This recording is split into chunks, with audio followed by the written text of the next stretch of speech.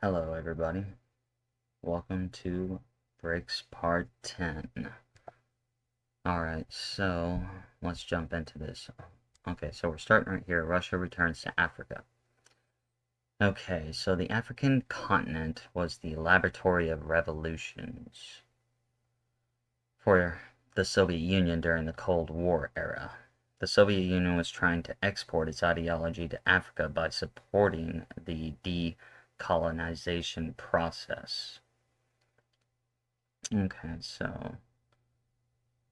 Okay, they were effective in Angola and Congo during the Cold War era.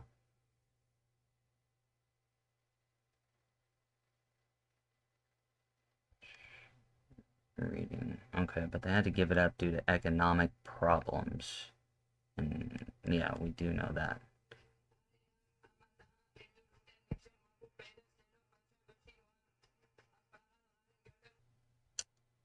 So, but then Putin implied after, in the early 2000s that NATO's bombing to Yugoslavia was a turning point, that Russia put on forward its arguments. Okay, so therefore, Russia has focused on Africa to have investments of energy and infrastructure since 2000. So trade surplus with Africa raised from almost 600 million to 3.3 billion in between the years 2000 to 2008. Okay, and then the Chinese is quite weak in Africa, but China has recently been stepping this up. But Russia, I think, has more involvement in it, and it's helping the Chinese um, get into Africa because a lot of the African nations do have deals now with the Chinese. And Chinese trade went from 11 billion to 166 billion within over a decade. Okay, so they're heavily investing in Africa. So we got, okay, so as we're setting up World War III here, okay, and why is this important? I'm going to tell you why Africa is important. You can look it up. Before Russia and China got involved in Africa after COVID, when COVID hit, Africa made a major switch from the United States to Russia, most of the countries anyway. There might be a few that still favor the US, but it's significantly lower, and Russia and China dominate the continent right now. Which isn't good because it's just going to increase punitive measures in that country, and Africa's already faced enough punitive measures. But for instance, how this is bad for the United States. A lot of the African nations used to use the United States dollar as their actual currency. And so the United States, and the main reason why that is helpful is because it's called exporting your inflation. Because the less dollars that the more dollars that the United States prints, the more dollars have to be sent overseas. And that occurs either through those, whatchamacallit, bills that they have where they launder money to, where they send foreign aid to other countries, but it ends up getting laundered. A portion of that goes back to the people in Congress. So it's really congressional aid. Um, and that's one way they do it. The other way is through trade, by buying goods overseas. That takes the dollar out of the United States. Another one is trade, because when foreign countries do a trade, they had to buy US dollars from their currency, and then trade in the United States dollars. And then the fourth one is, well, hey, if a country's using the United States dollar as their currency, then that means that they have a lot of dollars and they want to keep those dollars. Well, now these nations in Africa, they're trading more with Russia and China now, and they're looking at joining Brics because Africa does favor a gold standard because they have a lot of gold. Um, so you got that, and then a lot of them are deciding not to use the United States dollar as their currency. So what does that mean? More dollars are going to be coming back to the United States. And the more dollars that are in the United States, the higher inflation will be, which hurts our economy. Okay, so we're going through here. There's, yeah, I mean, Africa's rich in minerals. And the one thing that the United States did with Africa that I abhor is they used it as kind of like a testing ground for medical purposes like vaccines and certain medications and stuff like that. Um, the United States did not treat Africa well. So in a way, I don't blame them for going to Russia and China, but Russia and China is not going to treat them any better. And the United States, when Africa, understands this, what we need to do is we need to make sure that we treat Africa a lot better in the future. Because Africa, I mean, the whole world is important and life is life. And I believe that Africa could be built up better. Um, let's see here. Russian involvement in Libya is another example for this complex.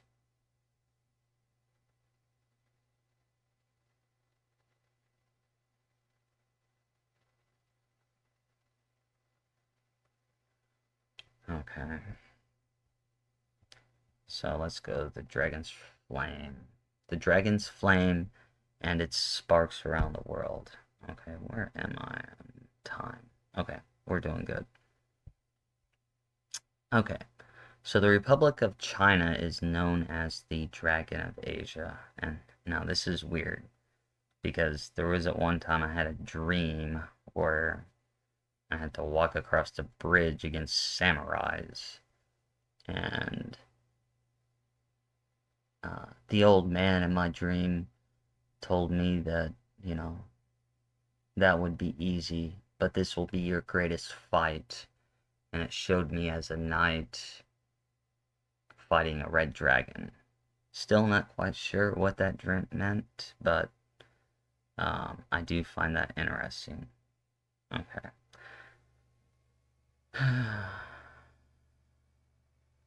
So, Communist China has been accepted to the United Nations in 1971. Okay, that's interesting, because that's when we took ourselves off the gold standard. Coincidence? 22 years after the 1949 revolution. Okay.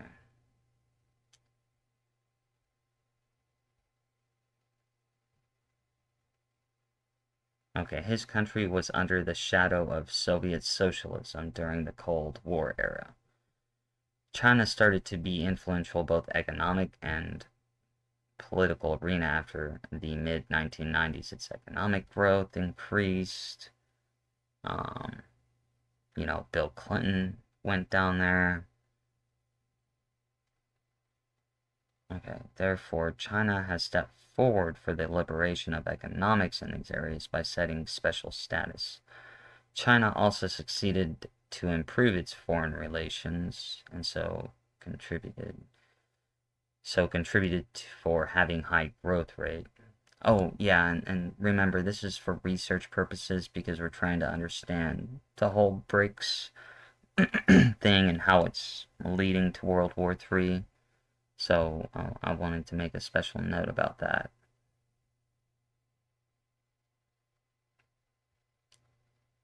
Okay.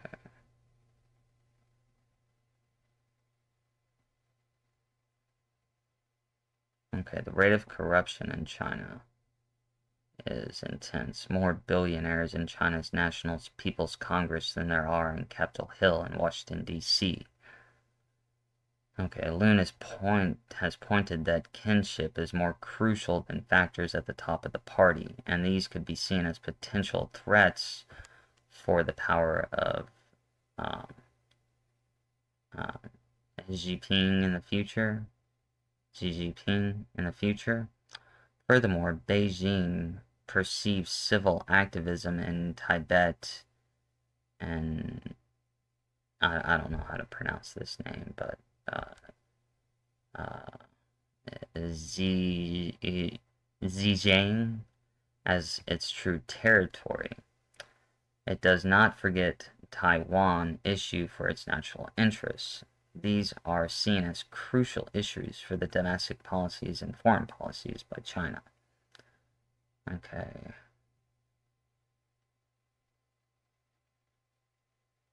Okay, so we have a report manifesto from the CCP in 2017 that underlines one country, two system principle.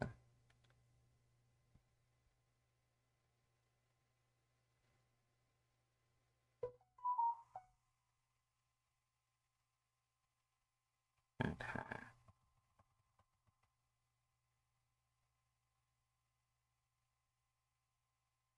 See, China is indeed trying to shift the global power structure. We do know that. That's the whole purpose right now.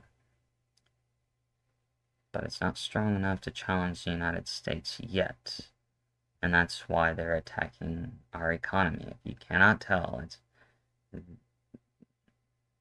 they're challenging the economic situation.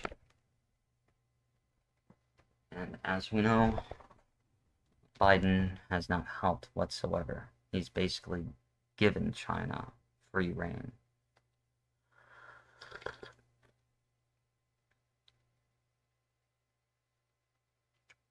Okay, this is why Donald Trump has criticized Chinese proactive policies in financial markets and militarization in the South China Sea.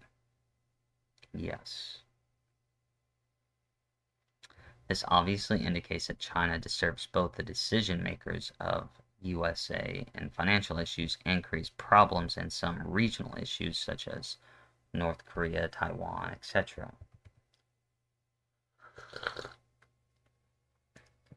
I'm drinking coffee for if you hear me slurping a little bit. It's still a little hot. China is not only interested in these issues, but also tries to expand its economic influence towards Central Asia, Russia, Africa, and Latin America.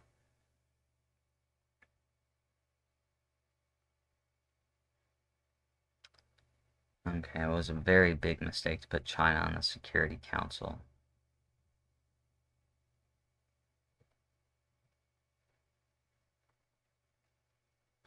And China and Russia normally move together.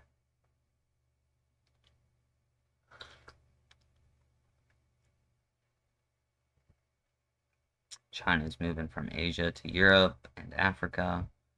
That's because, yeah, the Belt and Road Initiative, which is the new Silk Road transcontinental corridor, and a link for China to connect with South Asia, Central Asia, Russia, and Europe by land. I'm assuming this meant China and not China.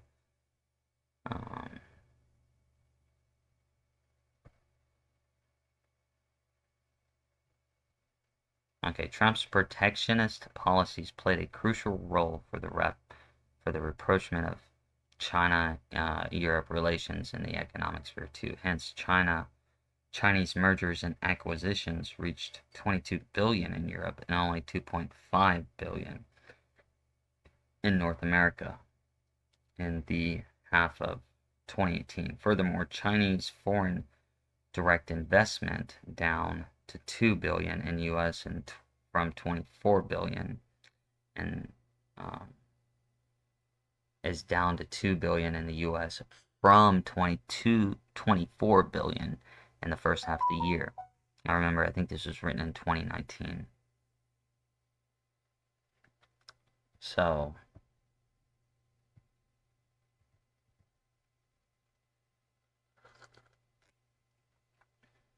let's see.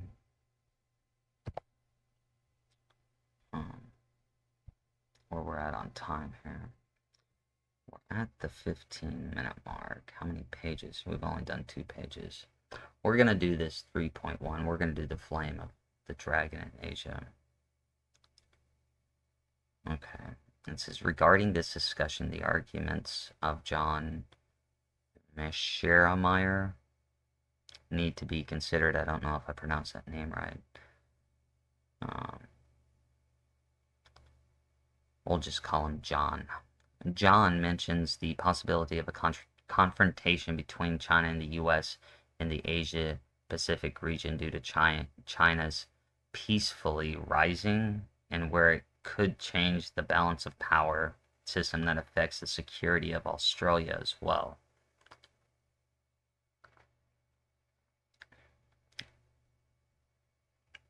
China's military modernization could operate even in Arabian Sea and Indian Ocean by building naval forces and blue water navy. Yeah, they're starting to do all this, and India has they have a strong army too, and you cannot doubt India. Moreover, Chinese weapons are getting more attractive due to many reasons for Indonesia, Cambodia, Laos, Malaysia, and Philippines as well. Certainly, China does not provide any kind of a strong alliance with these importer countries until now.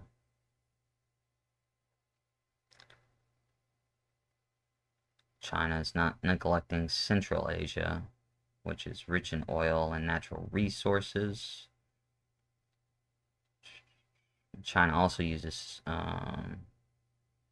Central Asian natural resources kind of a bargaining power for the price of Russian oil and natural gas on its imports from Russia.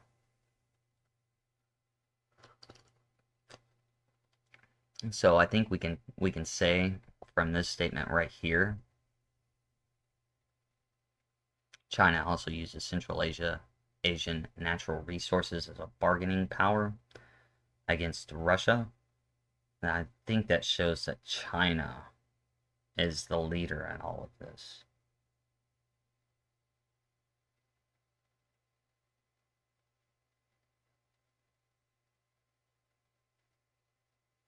Okay, even though the United is a strategic alliance against the hegemony of the USA and NATO presence in the region,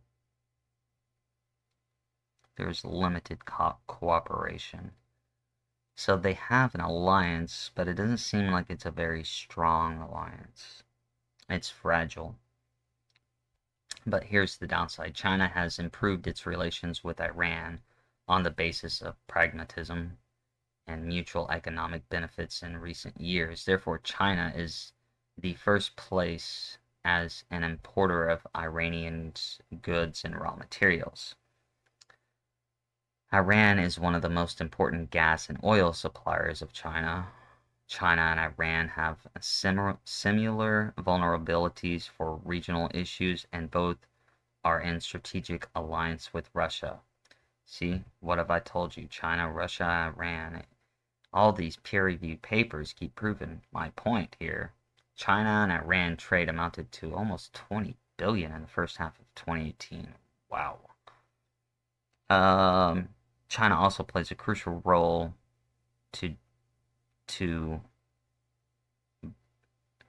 by doing contribution for construction of the infrastructure in Iran, which, if China's doing infrastructure in Iran, that means that China has bugged Iran.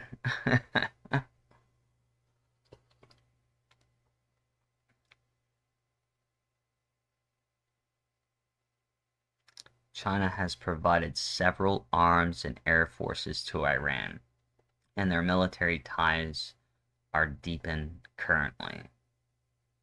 Phew. Yeah, that should tell you something right there. Okay, so we'll do this 3.2, The Dragon Speaks. Now let's just kind of review and kind of um, think about what we learned from this.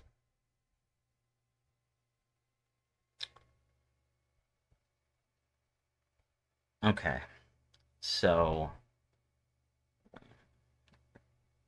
Russia, ever since Putin came to power, Russia's been investing in Africa, and that is, very much increased. So we got that. um, but the main thing, China. China, they've been busy. Not only are they in Africa, and they're also helping with infrastructure in Africa, which means Africa's bugged. But because the United States has shut Iran out, Iran and China have grown stronger. And I believe that Iran and China's alliance is mostly just based off their hatred for Iran. I mean, the China-Iran alliance is based off the hatred of the United States. Now let's look at these like three countries that are in an alliance. You got Iran, China, and Russia, which is, in my opinion, the oddest of alliances. And I would assume that if the United States went away, that Russia and China would focus on Iran and reducing their power.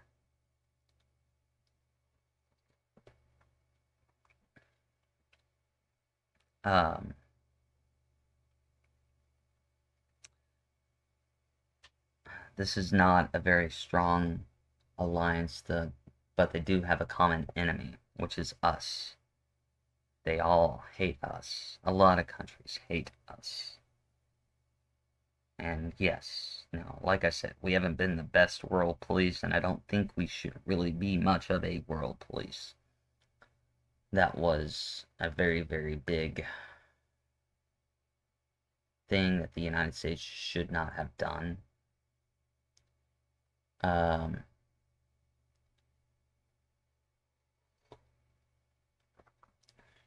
um, but they're setting everything up to overtake the economy, or to at least divide everything. Because right now it seems like it's the United States and Europe, and we're losing the Latin countries and South America because they're kind of turning communism. Communism is starting to become like a disease, and make no mistake about it, Russia is communist. If Russia was not communist, Putin would not be in charge, and he would not have been in charge for so long. The question becomes is what happens to Russia after Putin? That is probably the biggest question. And what happens to China after Xi? That might even be a scarier question. Man. But with these three countries aligning and growing strength, strengthening their military,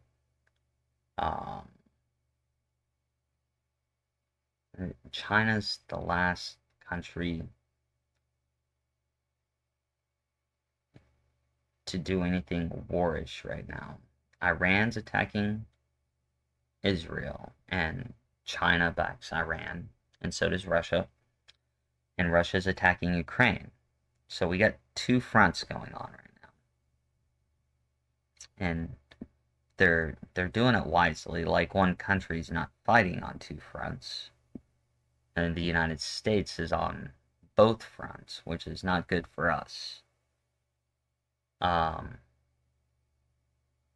so the last kicker to this puzzle is once China decides to do something, that's when all bets are going to be off. I don't think at this moment we can prevent that from happening. If we could, that would be awesome. Like, I don't want to see World War III as much as anybody else, but I read about this happening, and it's like I'm seeing deja vu happen all over again. And I'm trying to show everybody, because I know the information, I'm trying to show everybody how it all started. And like I've stated always, it all relates back to the early 2000s and 9/11. Everything was a stepping stone. I mean, it goes on before that. I mean, I could lead everything up before that, but the major events began once 9/11 happened. Because after a couple of months after that, Brics came about. And then, they started building up trade and building up other nations for Brics, doing the things that the United States should have done, like build up Africa's infrastructure, and we left Africa to be a third world nation. Um, and Africa has a lot of resources, and Africa should not. Africa, especially certain parts of Africa, should actually be like the United States in a way, I would say, with their resources. Um, but we kept them down, just kind of like Europe kept them down. Um, in like the 16th, between like the 14th and 17th centuries.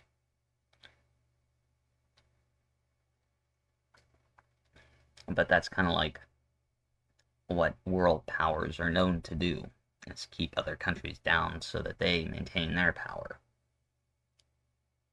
China is going to be worse. And I think the United States can change and be a better country once we solve our leadership crisis that we have in this country. And I have solutions for that.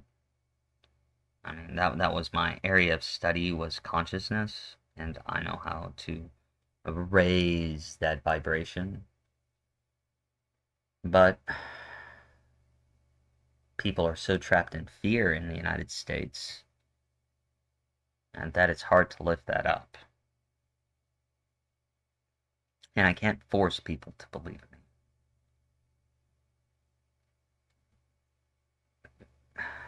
And that's what makes it hard, is I do have the answers. I've talked about the answers.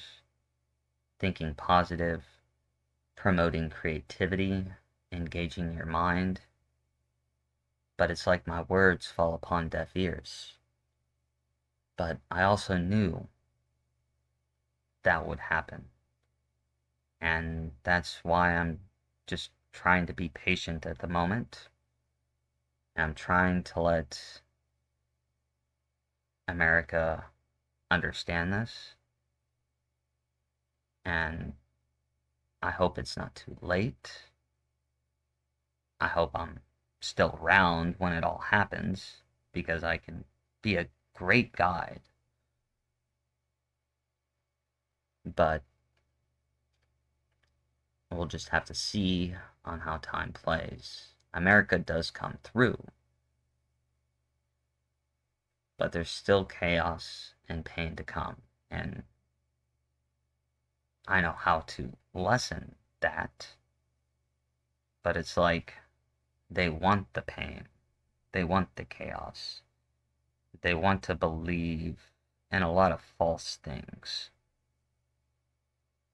because the brain cannot. And I know it's hard. It's hard. The main issue is the American people have been lied to for so long that they don't know what is true right now. And I don't blame them. When I first woke up when I was 17, I was the same way. I hate to see all this happen, but in the same sense, I've tried to tell them, especially on social media, but it's like they want to believe these false things anyways, like Nasara Jasara, the micronova thing. I haven't retouched on that topic yet. I need to, but the micronova theory is not true. So you should not be worried about a micronova. But I'll get to that. I'm trying to focus on one thing at a time. Um, but if you want me to maybe start doing that every other week or something like that, I can probably do my series on that. I got the information. I want to go on Brian's podcast before I do it, or do it close to Brian's podcast, but that won't be until about August or September, maybe October. It'll be later this year. But America, you cannot let fear control your thoughts, because it puts you in survival mode and it's not healthy. So we need to get out of this fear state of mind. Bad shit's gonna happen. We can endure, and I believe we will. But on that note, it's been 30 minutes. It's been nice having therapy with you guys, and we'll talk later. 2 next week on Brics Part 11 when we continue this story.